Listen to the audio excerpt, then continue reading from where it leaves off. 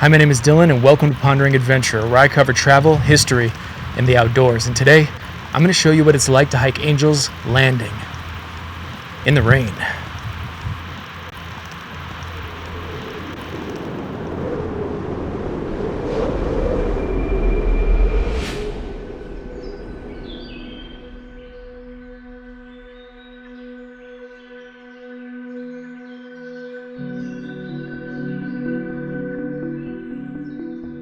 The sandstone monoliths of Zion National Park draw visitors from around the world.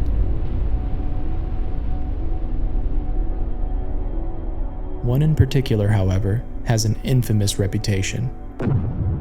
Formerly known as the Temple of Aeolus, this 1,400-foot tall tower became known as Angel's Landing in 1916 when Minister Frederick Fisher remarked that only an angel could land there. Since the trail's completion in 1926, Angel's Landing has claimed the lives of many hikers, including at least 14 falls since 1987. Today, the goal is to beat the weather and finish Angel's Landing without becoming number 15.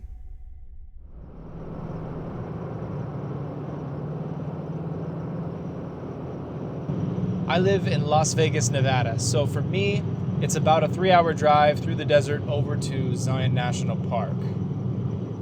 You basically wind up going through the desert and then the northwest corner of Arizona and up into Utah. Just before getting into the park, you'll pass through the small, quaint town of Springdale. All right, so I'm about to go through the entrance. Once inside, the towering peaks of Zion, layered with green and orange, take the eye in every direction. To get to where we're going, we'll need to use the shuttle from the visitor center and take it all the way to stop number 6. This leaves us at the trailhead for the Grotto, Emerald Pools, West Rim Trail, and Angel's Landing. So there it is. That's what I'm going to hike right there. The one and only Angel's Landing.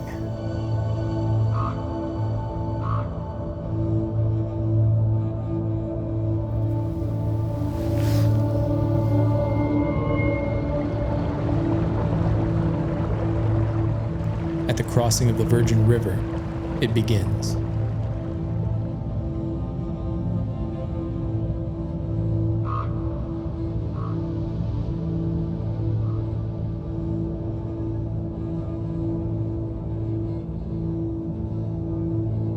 The first half mile stays pretty flat, with only a few hundred feet of elevation gain.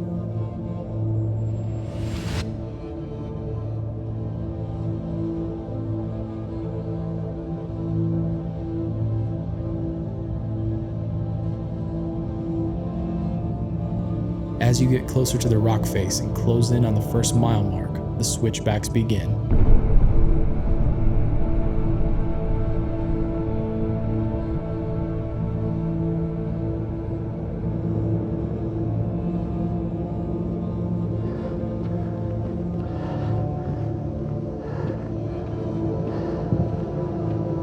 The views on the way up start to get better and better as you gain elevation.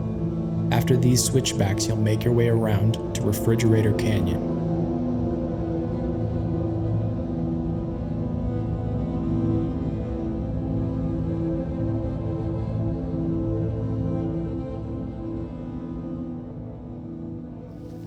So now that I passed a little over a mile, we're heading back into the canyon. And exercise ring is closed.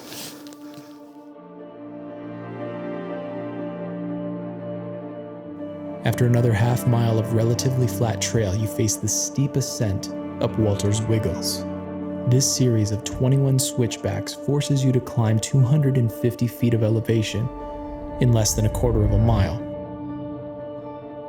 Walter's Wiggles gets its name from Walter Rusch, Zion's first superintendent, who came up with the idea in 1926.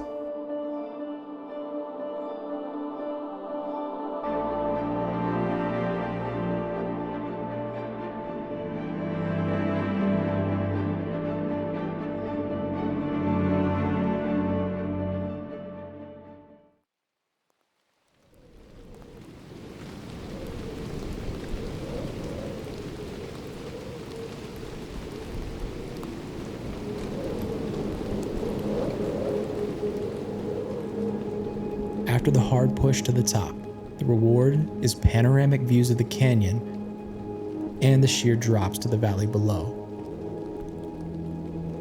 This section is known as Scout's Lookout, and here you'll need to show your permit to the park ranger in order to continue.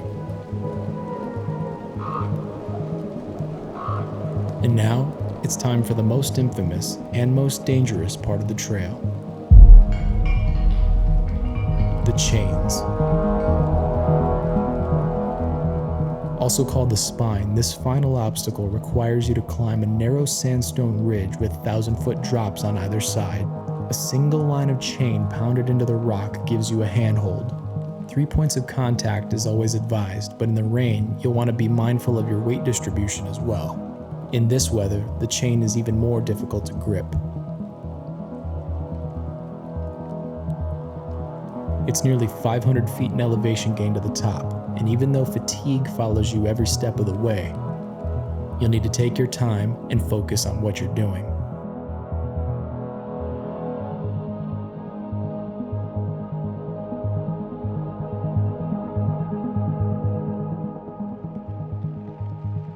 Even in the freezing rain, the views at the top will reward you.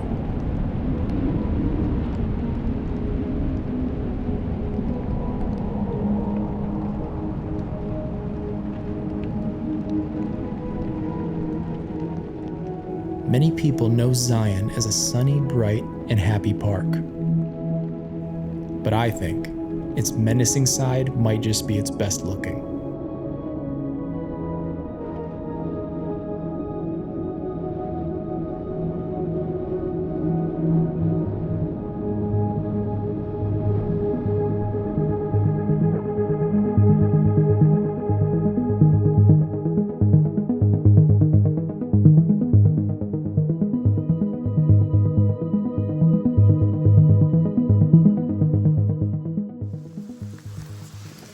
All right, I've made it down, at least off the chain part, but I'm cold, it's rainy, I'm soaked. It's time to get back down. All in all, this hike is about 5 miles in total. Depending on your fitness level, figure about 3 to 5 hours to finish it. If you plan on visiting in the winter or early spring, I'd recommend bringing some hiking spikes for your boots just in case. When ice covers the switchbacks on Walter's Wiggles, you'll definitely need them. You can apply for your permit to complete the chain section of Angel's Landing on recreation.gov. Even if you don't get it, a hike up to Scout's Lookout or the West Rim Trail are worth the trek. As with any hike, make sure you have some snacks and water. Electrolytes will help you to avoid muscle cramps. To those heading to try Angel's Landing, stay safe, and I hope you have an epic hike.